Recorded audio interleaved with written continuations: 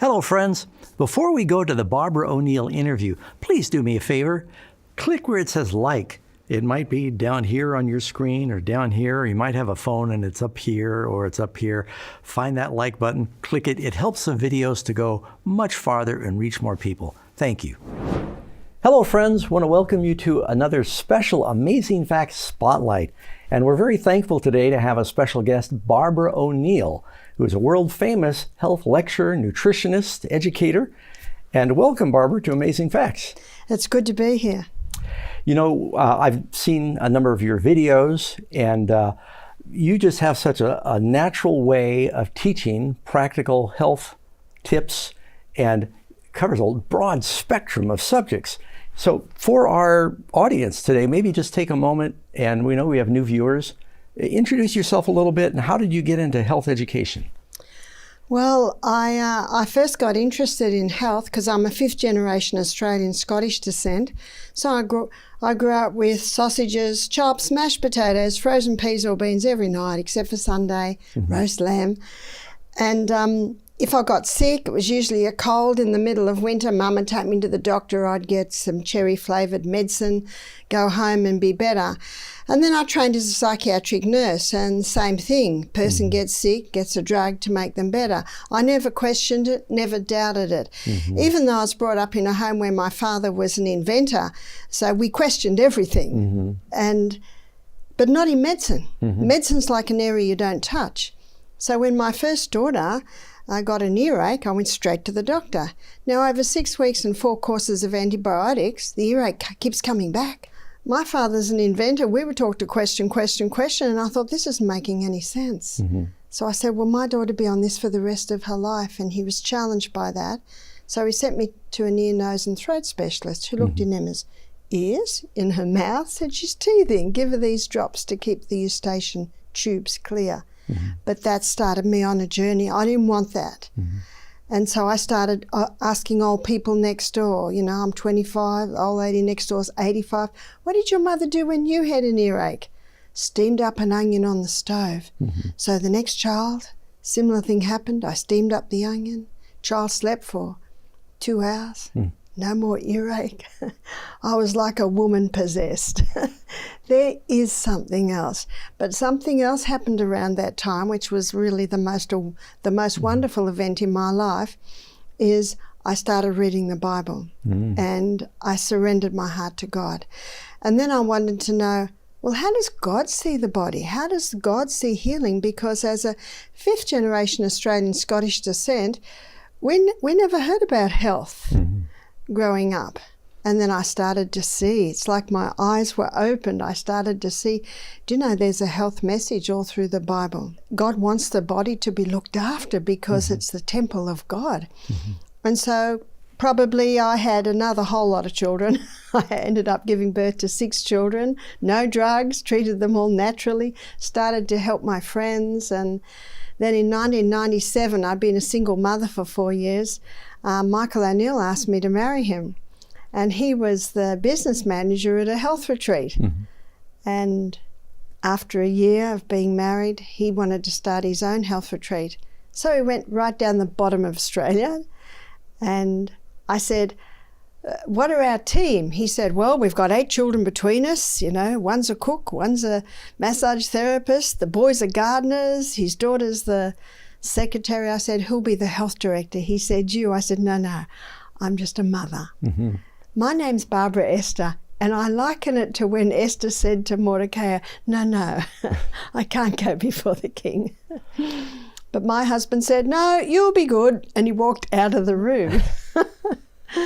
So there it was. So there I was really pushed in to be the reluctant health director. I'm never reluctant to help people, but I never wanted to be in the front line, but God had other plans, and I discovered the best way to learn is to teach. And that was 26 years ago. So you've been teaching and learning all along the way, and I know you're constantly doing research and learning new things. Now, I've seen your YouTubes. You've got quite a few YouTubes. And if you're like me, there's a few people that capture your YouTubes and rebroadcast them. And you're teaching on a broad spectrum of natural remedies and health practices, and we've got you for a short time here. And so I thought, what if you were to tell people living in first world countries, Western civilization, what are 3 health secrets, things they could do or stop doing that would lengthen their lives? I'd like to take the best, the cream of your knowledge and experience. What would that be? Now, Doug, you've asked me a very hard question. Bring it Fair down to enough. 3. Bring it down to 3. I think number 1 would have to be water. Oh, great. Because we're 75% water from the neck down, 85 from the neck up, and so many people today are drinking tea, they're drinking coffee, they're having sodas, they're having all sorts of things. Maybe they're really healthy and it's just juice, but nothing does what water does. To wash your body with juice, to wash your body with coffee is not going to be very clean, and it's the same with the inside of the body. See, I believe that God created our body to heal. It's a self-healing organism, but it's also a self-cleansing organism. And you would never go into an old house and just start painting the old dirty walls. You cleanse it first. And so we have a cleaning system in the body, and it needs water. And it needs approximately 8 glasses a day, 8 glasses of 8 ounces. I never used to drink water.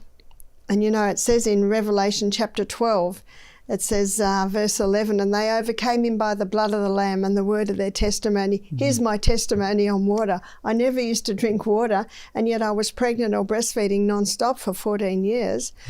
But I used to get headaches all the time. If I travelled, I didn't like travelling, just in the car, short periods, headache, terrible sinus. And then I discovered you got to drink water.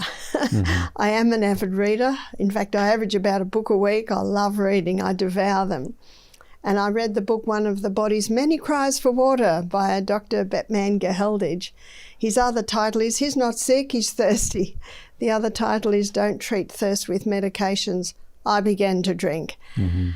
I could never drink a glass of water at once, but I thought, I don't have to drink a whole glass. I can just drink a few mouthfuls. And then over the day, I'd do that, but I had to have my mind on it because I'd forget. And it wasn't long before I noticed that every time we travelled in the car, I didn't get a headache. And that's when I discovered that our brain cells shrink in dehydration. You see, the brain's a hydroelectric system, no hydro, no electricity. And I started to think a little bit clearer. I started to sleep better. I started to digest better. A whole lot of things happened, that's my testimony, because I started to drink more water. But also, I never got sinus anymore. So I just cleaned out my system. So I was excited about just drinking more water. Most people, if I'm not mistaken, they don't drink until they're thirsty, but at that time they're dehydrated. That's right. It's one of the last signs. It's actually a sign of a crisis. And that's why Dr. B, we'll call him Dr. B, that's why he says he's not sick, he's thirsty. Because he shows one of the first signs of dehydration can be stomach pain. Because your stomach hasn't got enough water to protect the stomach lining. It can be arthritis because the fluid in our joints is 99% water. In fact, 75% of our upper body weight is held in our lower back by water. It could be lower back pain. It could be so many things. So you're absolutely right. When thirst comes, it's actually a crisis. So I do some health talks, not as extensive as you, and every cell in our body is made of water. And the only thing that cleans our cells is the blood. And the only thing that cleans the blood is the water in through the kidneys. That's and right. so the way you cleanse every cell in your body ultimately is you have to drink enough water. That's right. Very good. That's right. And drink more in the morning, because if you drink too much at night, you may not sleep through the night. Yes, you may have to get up a few times. Yeah. What would be number 2? Number 2 would have to be movement. Exercise. Yeah. The body must move. Strength comes by exercise. There is no other way. I didn't think I had to exercise because I was always busy running here, running there. And then I was in New Zealand and I was staying with a lady. This is probably 20 years ago when I was 50. And she said to me, Barbara, I go on a 5-kilometre walk every morning. Would you like to come? I said, sure. I didn't have to get the kids up, put the breakfast on, put the wash on, all the things that I do as the queen of the household. Now, after 2 kilometres, I could barely keep up with her. And I thought, she's twice my size and I can't keep up with her. The next day when I woke up, I could hardly move. And you know, in Exodus 15:26, the Bible says, if you will diligently hearken to the voice of the Lord thy God, in your body, my body's saying to me, you're not getting enough exercise. Being busy all day is not enough. And you know what I said to my body? I'm hearing you. So when I went home, I looked at how I could implement an exercise program. I had to go to bed a little bit earlier, to get up a little bit earlier, to be able to do the exercise. I used to always get cold feet. Well, guess what? I stopped getting cold feet. And a friend of mine, he's got 3 PhDs. And one of his PhDs is the effect of exercise on the cell. He said, what you're doing, Barbara, in your morning exercise, up and down hills, getting a bit of high intensity as well, he said, you're opening a network of capillaries that equals the distance around planet Earth. Wow. Now, those capillaries are hearing, it's eyes, it's brain, yes, it's my extremities. I like the way you say that. In Australian, capillaries, we say capillaries, but anyway, I know what you mean. And I also know we say aluminium. Aluminum. Yeah. Anyway, carry on. Yes, carry on. So yeah, the exercise, I know that I tend to be cold a lot. It's been colder than my wife, but I'll go out and I'll play racquetball, I get some exercise, and then I'm warm the rest of the day. It just opens up your circulation. Right. That's right. It opens up those capillaries. You know, when I was a little girl, we had a Morris Minor, and Dad and Mum and the 5 kids, we'd go to the bush to have a picnic. But one day the car wouldn't start, so Dad got out the front and got a crank handle and put it in, and he wound up the engine, and when it got going, he jumped in the car and we were off. Now that's a really old story. I'm showing my age, but that's what you do when you exercise. You actually start the machinery up, and it's not just your blood capillary network, which actually is the life of the flesh. And the Bible calls it the life of the flesh in Leviticus 17:11 because it carries the oxygen, it carries the nutrients, it carries the water, it carries away waste, carries the white blood cells. And any part of the body that's not getting enough blood, it's actually not going to work very well. And exercise is the most powerful way to move that blood. So yesterday morning, I'm in Sacramento. I did a nice brisk walk, and then I dived into the American River. Now, I wasn't in there for very long, but I was hot. And for our friends watching, it's winter time right now, so the American River is not warm. It was not warm, Yeah. and I was not in there long. So it's just a quick dunk, maybe 10 seconds. I jump out and I've got my little towel there and my big possum poncho so I can do a quick change underneath, get the wets off, get the dries on. And as we're walking back, I feel like I've got an injection of power. So this is another area of water, is using water as a treatment really on the body. And I have a fairly busy schedule, and people say, how do you do it? Well, one of the things I use is water. Yes, drinking adequate water, but definitely that quick cold on the outside. I cannot do it unless I'm hot. But I warm up through the exercise, and then you do the quick cold plunge. And there's a lot of information about cold plunges now. And Dr. Kellogg, very famous doctor, he wrote a lot on the effects of these quick colds. Now, I'm only little and I get cold quickly, but that actually warms me because it's quick. So we're warm-blooded creatures. We don't like the cold. And so when our hot body plunges into that cold water, there's a reaction. It's just as if, oh no, he's cold. Yeah. If she stays in that water for a few hours, she could die from hypothermia. So there's a reaction. And as a hydrotherapist, that's what you use the quick cold as a reaction. And so again, this is where your water and your exercise go hand in hand. But I discovered a form of exercise a couple of years ago now that meant I only had to exercise for 15 minutes now. Mm-hmm. And that's attractive to everyone because most people say, I haven't got time.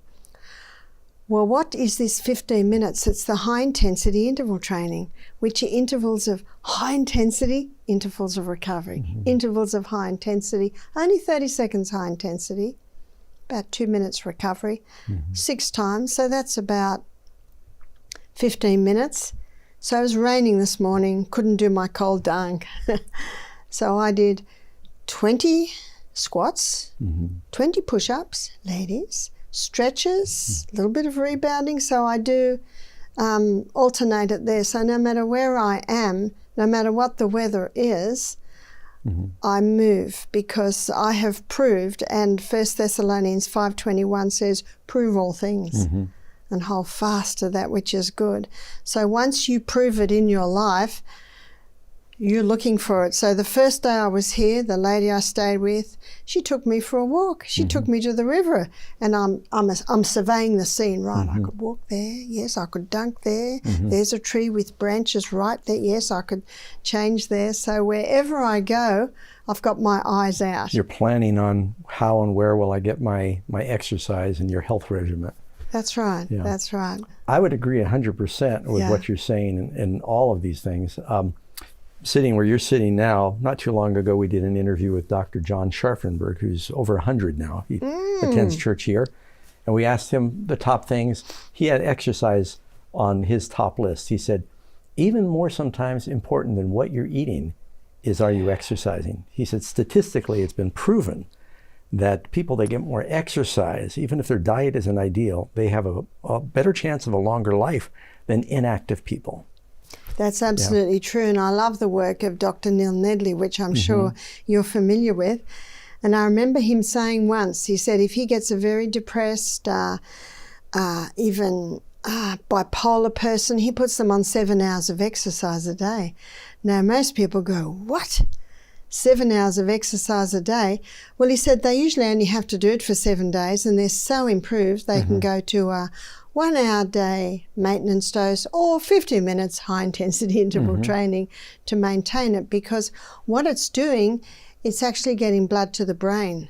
And when you get fresh supplies of blood to the brain, the old blood, of course, is moved out. But what it's also doing is it's increasing oxygen in the brain. And we have 1 trillion cells in our brain. They're the nerve cells, but they all have the energy cycle in it. And if each cell has enough oxygen to get down to the mitochondria Krebs cycle, it'll give 36 units of energy compared to the no oxygen cycle in the cell, which only gives two units. And so that's why Neil Nedley was finding such great responses with this increase in exercise is brain. So when our brain cells, if 1 trillion brain cells are all giving off 36 units of energy, whoa. Well, God made our bodies for activity. He did. And if they're not active, then nothing really works right. No, it's true. And I think it's a pity that that people stop being so active in the latter years of life. I think they actually need that even more. And I've come to the conclusion that people age because they stop moving and they stop jumping. And a wonderful way to jump is on that little rebounder, the little mini trampoline. Right. Keeps all your joints That's true. more fluid. And because you've got this cushioning effect, it's great on your joints. And also on your lymphatic system, which is the system in the body that sweeps away waste from the tissues. It's like our body's vacuum cleaner. I know I sometimes hear people say, well, I haven't got time to exercise. And a doctor said once, then you don't have time to lengthen your life. Well, you're going to have less life to lengthen if you don't take time. So you really got to do that, because you're buying time when you take the time to exercise. That's true. It's the best insurance policy that you can make. And in the little book, Counsels on Health, I read a statement in there. She said, in a short time, you will so realize the benefits of pure air and exercise, you would not live without these blessings. And I memorized that because I have found that to be true. Absolutely. All right. Point number 3. Point number 3. Do you know, I read a book by Doug McGuff, and it's called Body by Science, and he takes you inside the cell and shows you exactly what's happening in exercise. Mm-hmm. And he was asked the question, so what's the most important, diet or exercise? He said, food. Mm-hmm. He said, because you can't exercise your way out of a bad diet. Mm-hmm. Now, I believe with the statement you said by the good doctor before, even when you're active, you can get away with a not so good diet. Mm-hmm. But the day does come. Mm-hmm. The day does come. And I know in Australia there's a lot of ladies trying to lose weight, and they go to the gym and they're working out on the gym, and on the corner they've got a chocolate bar. Their reward. That's not a reward. It's punishment. Yeah. That's punishment. That when you move the body, it certainly works better, but the fuel that you put in it. Mm-hmm. And I love these little pictures you've got in the background of some beautiful fuel. Mm-hmm. And they have shown, the research shows, that pleasing to the eye actually helps with digestion. And how pleasing is that picture to the eye? The purple grapes, the red tomatoes. And God he must have had fun making all of these fruits and vegetables. Mm-hmm. And what also is shown in the gut flora is that these fruits and vegetables contain fibre. Mm-hmm. And you can have 10 different types of apple, 10 different types of fibre. And what they're discovering today is every different type of fibre feeds a different microorganism in the gastrointestinal tract. And Hippocrates said all disease begins in the gut. And a lot of gut isn't working today because of lack of the microorganisms in the gut. We've got 10 times more microorganisms in the body than cells, and we've got 10 times more microorganisms in the gut than anywhere else in the body. Yeah. And the beauty of this fibre and all the different types of fibre, they feed all the different types of microorganisms. So fuel is important, and we don't need to wonder the best fuel. We can go to the Garden of Eden because you can't improve on God. And God said in Genesis 1:29, behold, I've given you every herb bearing seed which is upon the face of the earth, and every tree in the which of the trees of fruit bearing seed. To you it shall be for meat. Now when the Bible talks about the meat of animals, it's called flesh. Mm-hmm. So this meat, and I'm sure you recognize that, is the main fuel of the body. Like the meat of a nut. It means food. Yes, yes. And as a nutritionist who has studied nutrition for many years, the 3 essential food groups are fibre, protein, and fat. Mm-hmm. So fibre, all your plant foods are high in fibre, and as we just looked at, that fibre is necessary to feed our microorganisms, and we should have a variety of fibre. The more fibre, the more microorganisms in the gut, and those microorganisms help to process our food. They do the final touches on the process. You see, our gastrointestinal tract is a hollow tube, and anything that goes in there is not part of us till it gets out of the gut and into the blood. And of course the blood's the life of the flesh, then it becomes part of us. So not only should we put the best food in, but we should also be mindful of our digestion because that's responsible for breaking down that food to tiny little particles so it can get out of the gut and into the blood. So fibre is an essential. Protein, best protein is your legumes. Yeah. So lentils, chickpeas, lima beans, nuts and seeds. And I've learned this like you. I grew up in the world just eating the typical American diet, and there are a lot of sickness and colds in the family. And by default, folks know my testimony, I lived in the mountains for about 1.5 years and no refrigerator, so I had to carry fruit and I couldn't have meat and stuff up there. I just started feeling better. Yeah. Fresh water right outside the cave, eating natural food, and I'd get the spotted bananas. They take them out, and I'd make banana bread and grains. I was baking my own bread, and I started feeling better. Then I moved back to the city. I started feeling sick again, and it was about that time I started reading some of these books that you're talking about, and became a vegetarian, and then vegan vegetarian. I'd never go back. I mean, it's connected with my faith, but I've noticed such an incredible benefit that, and eating, not eating between meals. Yeah. I used to just, grab food, snack. I find it's so much better if I have a schedule and eat good things at good times, and I feel great then. It's true. The body loves schedules. It loves routine. And I know as a mother of 6 children, and when Michael and I married 27 years ago, he had 2, so now we've got 8. But when I homeschooled my children in the rainforest, I noticed they were so much happier when we kept a schedule. And I could fit everything in the day because I had no electricity if I kept a schedule. And I found they were so much happier. I didn't want to be feeding them all day long. And so I just fed them a nice sized breakfast, fibre, protein and great fats. And then I didn't have to feed them again for 5 to 6 hours. And then we'd eat. So, and they're hungry when they eat then. Oh, they are. Yeah. And I say to people, you'll be surprised what children will eat when they're hungry. Well, this has been tremendous. And so just for review, some of the things we can do to lengthen our life: good water inside and out, and exercise to get the motor started, having the right fuel for the machinery. Now, do you know what I notice about your testimony, Doug? That they're the 3 things you had in the mountain. Yeah. Yeah, and I learned it by accident, but I noticed such a big difference. Oh, yeah. And that I had to go back to the natural diet. And when you travel, sometimes I find when I cheat, I suffer. Yeah. And so especially when I'm home, it's so much easier to make sure I get my exercise and plenty of water first thing in the day. Try and eat a good diet. That's right. And boy, it goes a long way in lengthening your life. That's absolutely right. I have a fairly heavy schedule, as I guess you do, Doug. I'm away from home 9 months of the year. And people say, how do you do it? Well, they must be my 3 tops. Yeah.